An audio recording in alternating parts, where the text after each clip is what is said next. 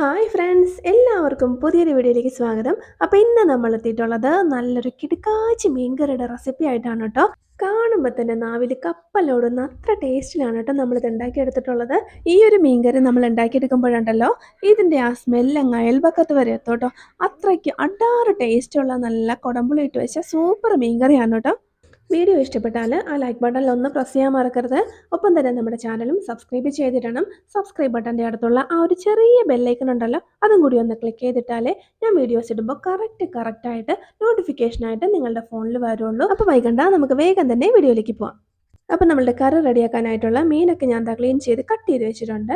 ഇതിപ്പോൾ ഒരു 600 ഗ്രാമോളം വരുന്ന കാളാഞ്ചി മീനാണ് കേട്ടോ ക്ലീൻ ചെയ്ത് വെച്ചിരിക്കുന്നത്. അപ്പോൾ ഇതല്ല, ഏത് മീനാണെങ്കിലും നമുക്ക് ഈ ഒരു രീതിയിൽ ഉണ്ടാക്കിയെടുക്കാവുന്നതേ ഉള്ളൂ. അപ്പോൾ ആദ്യം തന്നെ നമ്മൾ ഇതിലേക്ക് എടുത്ത് വെച്ചിരിക്കുന്നത് തേങ്ങാപ്പാലാണ് കേട്ടോ. ഞാനൊരു മീഡിയം വലിപ്പത്തിലുള്ള തേങ്ങയുടെ അരമുറി ആവശ്യത്തിന് വെള്ളവും കൂടി ഒഴിച്ച് ഒരു 2 കപ്പാക്കി അടിച്ച് പിഴിഞ്ഞെടുത്ത് വെച്ചിരിക്കുവാണ്. അപ്പോൾ നമുക്കിതിൽ 1-ാം പാല് 2-ാം പാല് ഒന്നും ആവശ്യമില്ല കേട്ടോ, ഒറ്റ പാലാക്കി എടുത്താൽ മതി. പിന്നെ നമുക്ക് നമ്മളുടെ മീൻ കറി തയ്യാറാക്കുന്ന മൺചട്ടി റെഡിയാക്കി വെച്ചിട്ടുണ്ട്. ഇനി ഇതിലേക്ക് നമുക്ക് 1 ടേബിൾ സ്പൂൺ അളവിൽ ഇഞ്ചി ചതച്ചതാണ് കേട്ടോ. ഒരു 1.5 ഇഞ്ച് വലുപ്പത്തിലുള്ള ഇഞ്ചി മതി. അതൊന്ന് ചതച്ച് ഇട്ട് കൊടുത്തിട്ടുണ്ട്. പിന്നെ ഇതിലേക്ക് നമുക്ക് ഒരു 7 ടല്ലി ചെറിയ ഉള്ളി ചതച്ചതാണ് കേട്ടോ വേണ്ടത്. അപ്പോൾ അത് ഞാൻ ചതച്ച് റെഡിയാക്കി വെച്ചിട്ടുണ്ട്. അത് നമുക്ക് ചേർത്ത് കൊടുക്കാം. ഇനി ഇതിലേക്ക് നമുക്കൊരു 3 അല്ലി വെളുത്തുള്ളി മതി കേട്ടോ. അപ്പോൾ അതും കൂടി ചതച്ചതൊന്ന് ചേർത്ത് കൊടുക്കാം. മീൻ കറിയൊക്കെ റെഡിയാക്കി എടുക്കുമ്പോൾ ഇഞ്ചി വെളുത്തുള്ളിയൊന്നും നമ്മൾ അധികം ചേർത്ത് കൊടുക്കാൻ പാടില്ല. വളരെ കുറച്ച് മാത്രം ചേർത്താൽ മതി. ചെറിയ ഉള്ളി കറിവേപ്പില അത് നമുക്ക് കുറച്ച് കൂടുതൽ ചേർത്ത് കൊടുത്തെന്ന് വെച്ചത് കുഴപ്പമില്ല കേട്ടോ. ഇഞ്ചിയുടെയൊക്കെ ടേസ്റ്റ് കുറച്ചൊന്ന് മുന്നിട്ട് നിന്ന് കഴിഞ്ഞാൽ നമ്മളുടെ ആ ഒരു മീൻ കറിയുടെ ടേസ്റ്റേ നഷ്ടപ്പെട്ടു പോകും. പിന്നെ ഇതിലേക്ക് ഒരു 2 പച്ചമുളക് അത് ഞാനൊന്ന് ഒടിച്ചിട്ട് കൊടുക്കുവാണ്. കൂടെ കുറച്ച് കറിവേപ്പിലകൾ കൂടി ചേർത്ത് കൊടുക്കാം. ഇനി നമുക്കിതിലേക്ക് പൊടികളും കൂടി ചേർത്ത് കൊടുക്കാം. 1 ടീസ്പൂൺ അളവിൽ മഞ്ഞൾപ്പൊടി, പിന്നെ വേണ്ടത് 1 ടീസ്പൂൺ അളവിൽ തന്നെ മല്ലിപ്പൊടി. ഇനി ഒരു 2.5 ടേബിൾ സ്പൂൺ അളവിൽ സാധാരണ മുളക് പൊടിയും കൂടി ചേർത്ത് കൊടുക്കാം. ഇതിലേക്ക് തന്നെ നമുക്ക് 2 മീഡിയം വലിപ്പത്തിലുള്ള കുടംപുളി അതും കൂടി നമുക്ക് ഇതിലേക്ക് നന്നായിട്ട് കഴുകിയ ശേഷം ചെറിയ പീസായിട്ടൊന്ന് കീറിയിട്ട് കൊടുക്കാം. കൂടെ തന്നെ 1.5 ടേബിൾ സ്പൂൺ അളവിൽ ഉപ്പും കൂടി ചേർത്ത് കൊടുക്കാം. ഇനി ഇതിലേക്ക് 1 ടേബിൾ സ്പൂൺ വെളിച്ചെണ്ണയാണ് കേട്ടോ ഒഴിച്ചു കൊടുക്കുന്നത്. വെളിച്ചെണ്ണയും കൂടി ഒഴിച്ചു കൊടുത്ത ശേഷം ചെറുതായിട്ടൊന്ന് മിക്സ് ചെയ്ത് കൊടുക്കാം. ഇതുപോലെ ജസ്റ്റ് ഒന്ന് മിക്സ് ചെയ്ത് കഴിഞ്ഞാൽ പിന്നെ നമ്മൾ റെഡിയാക്കി വെച്ചിരുന്ന തേങ്ങാപ്പാലുണ്ടല്ലോ, അതിൽ നിന്നും ഒരല്പം ഇതിലേക്ക് നമുക്കൊന്ന് ഒഴിച്ചു കൊടുക്കാം. ഒരു 3-4 ടേബിൾ സ്പൂൺ മതിയാവും. ഈ ഒരു പൊടികളും അതുപോലെ തന്നെ ബാക്കിയുള്ള ഇഞ്ചി പച്ചമുളക് എല്ലാം കൂടി നന്നായിട്ടൊന്ന് കുതിർന്ന് മിക്സായിട്ട് കിട്ടാൻ പാകത്തിന് നമുക്കിതെല്ലാം കൂടി ഒന്ന് ഇളക്കി കൊടുക്കാം. അപ്പോൾ ഇതുപോലെ നമ്മൾ ഇളക്കി കൊടുത്ത് ഒരു 5 മിനിറ്റ് മാത്രം ഇത് നമുക്കൊന്ന് അടച്ചു വയ്ക്കാം. ആ ഒരല്പം തേങ്ങാപ്പാലിൽ കിടന്ന് നമ്മുടെ പൊടികളും മറ്റു കാര്യങ്ങളും എല്ലാം ഒന്ന് സെറ്റായി വരട്ടെ.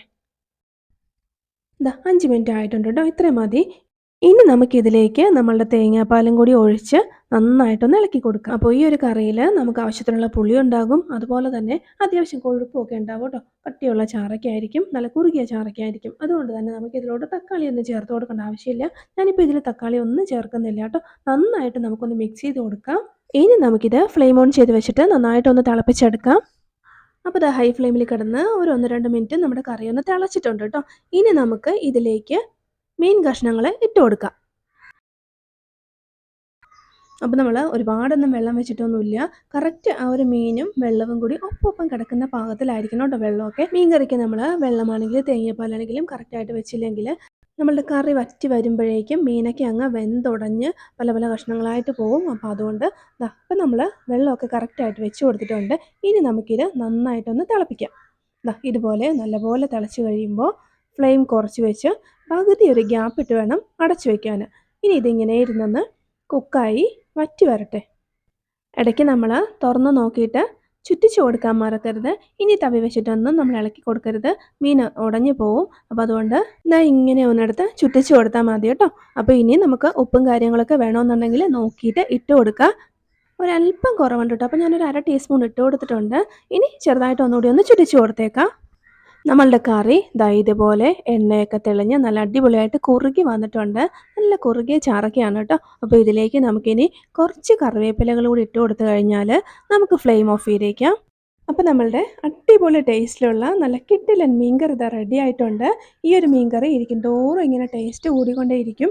ചോറിനും കപ്പയ്ക്കും ചപ്പാത്തിക്കും ഒക്കെ നല്ല ബെസ്റ്റ് കോമ്പിനേഷനാണ് കേട്ടോ. അപ്പോൾ എല്ലാവരും ഈ രീതിയിലൊന്ന് ട്രൈ ചെയ്ത് നോക്കുക. വീഡിയോ ഇഷ്ടപ്പെട്ടാലൊന്ന് ലൈക്ക് ചെയ്യാനും സബ്സ്ക്രൈബ് ചെയ്യാനും മറക്കല്ലേ. അപ്പോൾ ശരി, നമുക്ക് മറ്റൊരു നല്ല കിടക്കാച്ച റെസിപ്പിയുമായി വീണ്ടും കാണാം.